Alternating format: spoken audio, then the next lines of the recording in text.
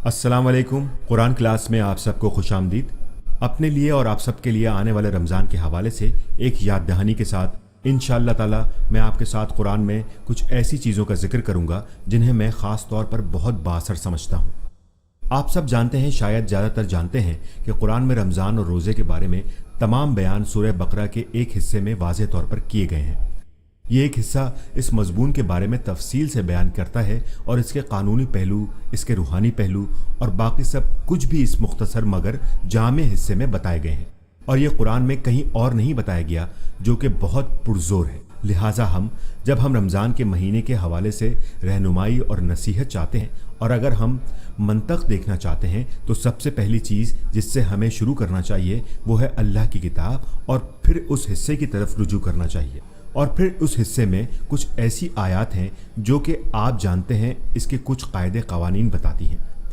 यानी आप जानते हैं कि किन दिनों में रोज़ा रखना चाहिए, कब तक और कब रोज़ा शुरू होता है, या अगर आप बीमार हैं वगैरह, इसकी कानूनी बातें। और दूसरी तरफ अल्लाह अज़्ज़वजल इस फ़िक्रे का भी जिक्र करता है। मैं पहले आपसे इस लफ्ज़ के बारे में कुछ बात करता हूँ, उसके बाद इंशाअल्लाह मैं आपको कुछ मुख्तसर बातें बताऊंगा जो मुझे बहुत मुतासिरकुन लगती हैं। अरबी में लफ्ज़ लअल्ला के बहुत से मतलब हैं। इसका एक मतलब है ताहाम, लिहाजा अल्लाह कुछ फरमाएगा और उसके आखिर में वो कहेगा लअल्लकुम, लिहाजा जो भी अल्लाह ने फरमाया है उसका मकसद ये बता देता है। जो भी हिदायत अल्लाह हमें देता है, जैसा कि अल्लाह ने हमें रमज़ान का महीना दिया और हमें ये देने के बाद वो चाहता है लअल्लकुम, ताकि तुम सब, और फिर वो बात मुकम्मल करता है, यानी रमज़ान का मकसद बताया गया है।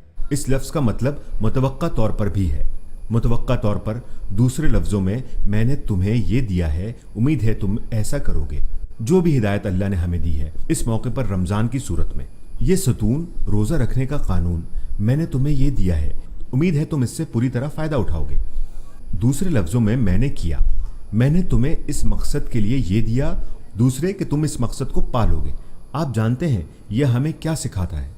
यह हमें सिखाता है कि क्योंकि आप और मैं रोज़ा रखते हैं, इसका मतलब ये नहीं कि हम वो नताइज पालेंगे जो हम पाना चाहते हैं। उम्मीद है कि हम पालेंगे, लेकिन इसकी कोई गारंटी नहीं है।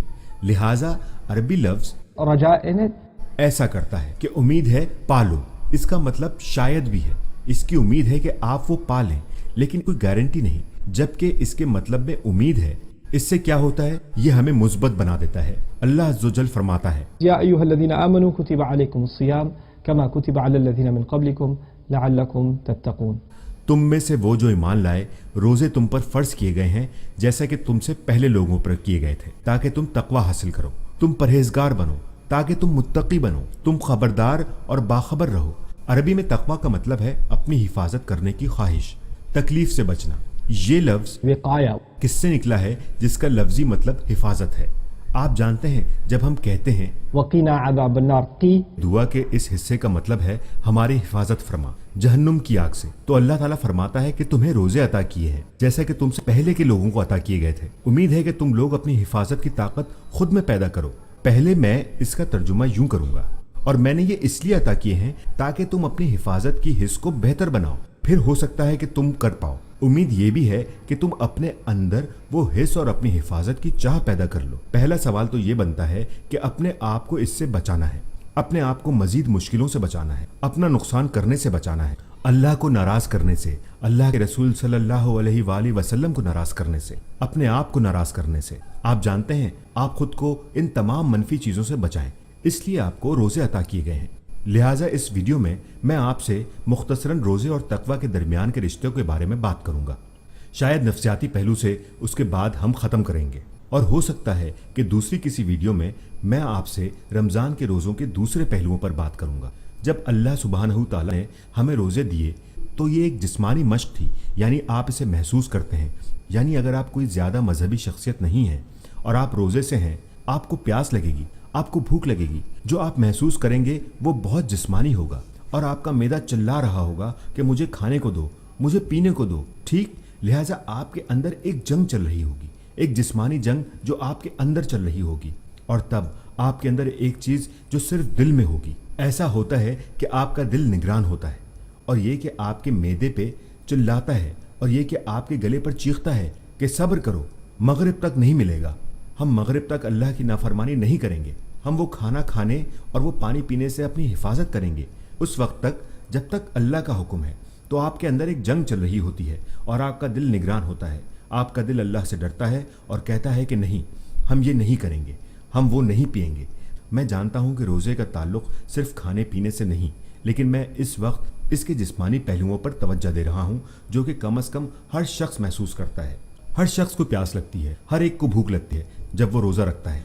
जब आप सड़क पर चल रहे होते हैं और आपको एक ख्वाहिश होती है, आप में से कोई नौजवान सड़क पर चल रहा है और एक लड़की पास से गुजरे तो आपकी नज़रें उसकी तरफ जाती हैं और आप अपनी नज़रें नहीं झुका सकते। आप जानते हैं ये ऐसी ही ख्वाहिश है जैसे आपके गले को ख्वाहिश होती है, आपके पेट या मैदे को ख्वाहिश हो, आपकी आंखों को ख्वाहिश होती है कि वो देखना चाहती है। जब आपके गले और आपके मैदे को ख्वाहिश होती है तो आपका दिल उन्हें रोकता है, रुको, नहीं नहीं, आप नहीं करने देते, आप अपनी प्यास नहीं बुझाएंगे, आप आखिरी वक्त तक इंतजार करेंगे। जब आपकी आंखें गलत चीज को देखती हैं, आपका दिल निगरान होता है और आपका दिल आपको बताता है अपनी नजर मत उठाना, दूसरी तरफ देखो, अस्तगफिरुल्लाह कहो, तब तक नहीं जब तक अल्लाह तुम्हें हलाल तरीके से ना दे दे, जब तक तुम्हारी शादी नहीं हो जाती, जब तक जन्नत नहीं मिल जाती, जब अल्लाह आपके लिए इसे बेहतर बना दे, यहाँ तक कि तुम्हें इंतजार करना पड़े, हत्ता कि तुम्हारी ख्वाहिश, तुम्हारी प्यास, तुम्हारी भूख बहुत शदीद हो, तब भी आपको खुद को रोकना होगा, आपको अपनी हिफाजत करनी होगी। तभी ये तमाम सबके साथ नहीं होता। हम नहीं रुकते,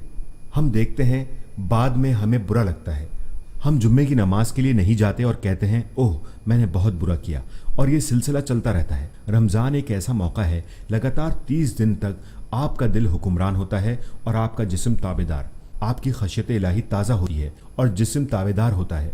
जुम्मा खासी रूहानियत भरा दिन होता है, लेकिन फिर हफ्ते के 6 दिन भी मिलते हैं आपको। अल्लाह क्या करता है रमज़ान में? 30 दिन आप ये जंग जीतते हैं। वैसे एक ख़ास मोहरा जो आपको ये जंग जीतने नहीं देता वो है शैतान और उसके ज़राए, जो आपको बार बार कह रहे होते हैं कि कोई बात नहीं, कोई बात नहीं, बस थोड़ा सा घूंट, बस थोड़ा सा और, बस थोड़ा सा चख लो, बस थोड़ा सा कर लो, ये इतना बुरा भी नहीं है, कम से कम तुम उस लड़के जैसे तो नहीं हो जो वहाँ है। लेकिन ये सब आपके लिए रमज़ान में गायब हो जाते हैं। अगर आप 30 दिन की इस मश्क से गुजरते हैं, आप पर आपके दिल की हुक्मरानी मजबूत हो जाती है और आपके अंदर की ख्वाहिशें कमज़ोर हो जाती हैं, ये कमज़ोर कर दी जाती हैं। अब आप मुकम्मल तौर पर अपनी हिफाजत के लिए तैयार हैं। पहले मैं आपको एक आखिरी मिसाल दूंगा, बाकी चीज़ें दूसरी नसीहत में बताऊंगा। आप जानते हैं पुलिस वाले, आग बुझाने वाले, मिलिट्री वाले, इन लोगों को जब तरबियत दी जाती है वो हकीकत में जलते हुए घर में नहीं जाते, वो पहले तरबियती जगहों में जाते हैं और मसनूई मश्क करते हैं और इस तरह से असल चीज़ के लिए तैयार किए जाते हैं। और वो गोली चलाने की मश्क करते हैं इससे पहले कि कोई असली गोली चलाए, इससे पहले कि असली दुश्मन हमला करे। इसी तरह रमज़ान करता है। 30 दिन तक अल्लाह शैतान को दूर रख देता है और वो हमें मौका देता है कि हम अपनी तरबियत करके मजबूत से मजबूत तर बने। लिहाजा जब आपकी तरबियत मुकम्मल हो गई है, आप हमेशा तो तरबियत कैंप में नहीं रह सकते। पुलिस वालों को बाहर के असली खतरों से निमटना होगा, आग बुझाने वालों को वाकई में आग बुझानी होगी। इसी तरह हम इंसानों को भी शैतान से लड़ना होगा और हमारे नफ्स पर उसके जोर से भी हमें उसको इस असली जंग में शामिल करना होगा। जैसे ही हम अपनी तरबियत से फारिग होंगे, वहाँ हम सीखें कि अपनी हिफाजत कैसे करनी है, खुद को कैसे बचाना है, अपने दिलों को ऐसा मजबूत किला बनाना है कि शैतान उसमें दाखिल ना हो सके। आपको रोज़े इसीलिए अता किए गए हैं ताकि आप अपनी हिफाजत कर सकें।